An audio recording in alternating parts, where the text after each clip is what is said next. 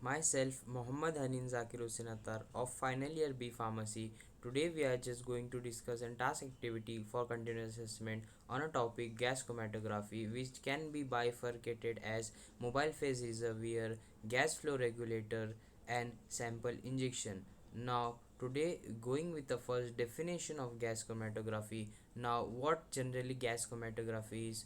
It is which states that the gas chromatography is a type of chromatography where separation of gases and volatile substances occur. Now, where in that the gas is stated as a mobile phase, it is also known as gas liquid partition chromatography and vapor phase chromatography. Now we are going towards the stationary phase, wherein the stationary phase generally are of two types, mainly consisting of solid and liquid, in which solid is called as GSC, which generally works on the principle of adsorption, and liquid, which is also called as gas liquid chromatography, which generally works on the principle of partition. Now coming towards the next is the mobile phases, or which or reservoir, mobile phase reservoir or carrier gas. Now few criterias are given in such how should the mobile phase or gases should be, how it few criterias are stated as it the mobile phase is an essential part of an gas chromatography. Without the mobile phase, the instrument will not, the sample will not, what we say as cannot move through the GC instrument.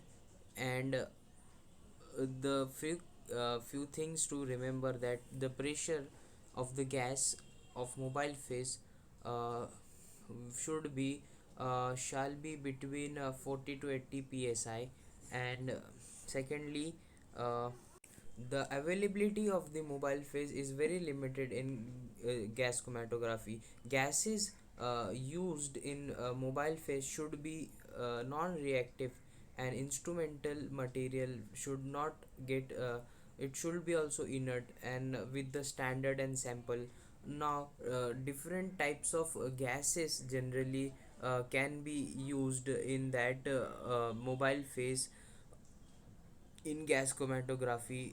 Consider this as a cylinder.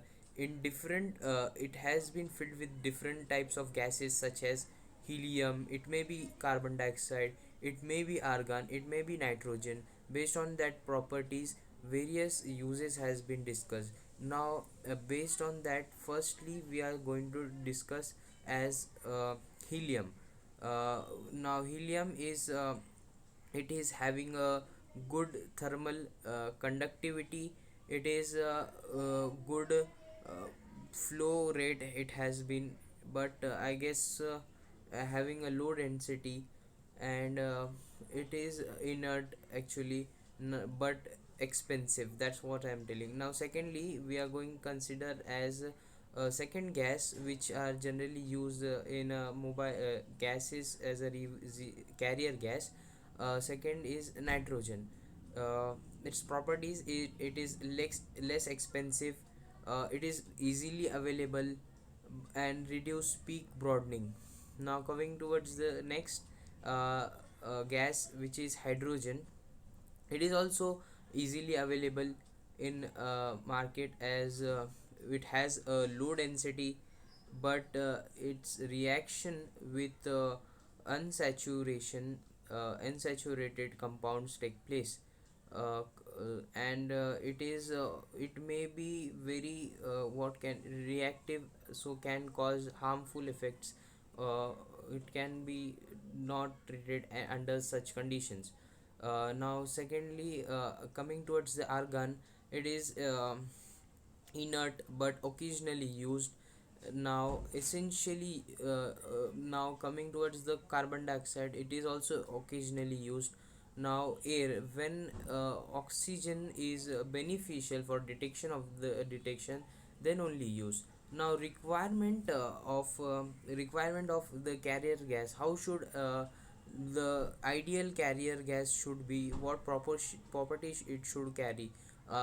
First, it is inertness, it should be inert. Second, suitable for the detectors, it should be highly pure, it should be easily available, it should be cheap, not cause the risk of fire, it should give best column performance. Now coming towards next is that gas flow regulators. Now gas flow regulators, and it can also be called as in different terms, regulation of the gases, like control of the gases, and with that some meters has been developed so it can be controlled. So definition is simply we can say it is as a carrier gas are stored. Now we should be knowing that various gases are fit in one cylinder, so the pressure has already developed. So as carrier gas are stored under high pressure, flow regulators, what is the main use of flow regulator is to deliver the gas with uniform pressure and flow rate.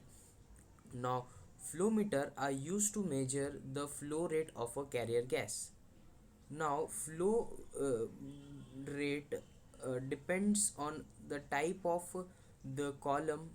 uh, it may be a packed column, which should be approximately 25 to 100 ml per ml, and the flow rate of the column and a type of column, it should capillary column should be 1 to 25 ml per minute.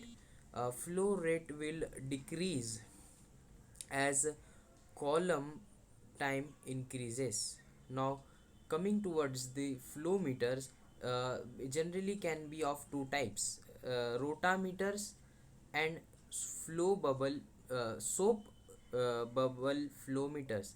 Now rotameters can be stated as, it is like a burette with an float held on the spring. It can be called as placed before column inlet. It is placed before the column inlet, which rotameters. Now it has a glass tube with a float held onto a spring. It has a glass tube with float held onto the spring. The level of float is determined by the flow rate of carrier gas. Now this diagram states that the flow, it has been shown by given as.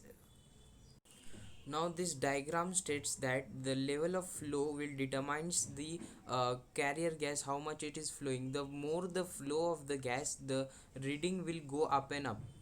Now coming towards the next is soap bubble meter. It is similar to rota meter. Instead of the float, soap bubble form indicates the flow rate. Glass tube with an inlet tube at the bottom. Now rubber bulb is placed and the store of a soap solution is done there, where the bulb is gently pressed of a soap solution is converted into a bubble by pressure of carrier gas and travels up. Now when the gas will travel up, the pressure, the soap which has been placed in the rubber soap, it will go up with the help of that. As it goes up, the soap solution, that converts into bubble, and the bubble which will take the pressure of the gas, which will travel up slowly. With the help of that, the similar to rotameter, just in that the soap bubble they have been used, we can determine the readings. A sample port is necessary for introducing the sample at the head of the column. Now the calibrated microsyringe is used to deliver a sample of a volume in a range of few microliters through a rubber septum and into the vaporization chamber. Now this diagram is stating as that when from upper side the sample are injected through a septum, the sample head from the head of the column. The calibrated microsyringe is generally used to deliver the sample into it. Now we are going towards the next. It is called as type of injectors. Generally there are different types of injectors which are used.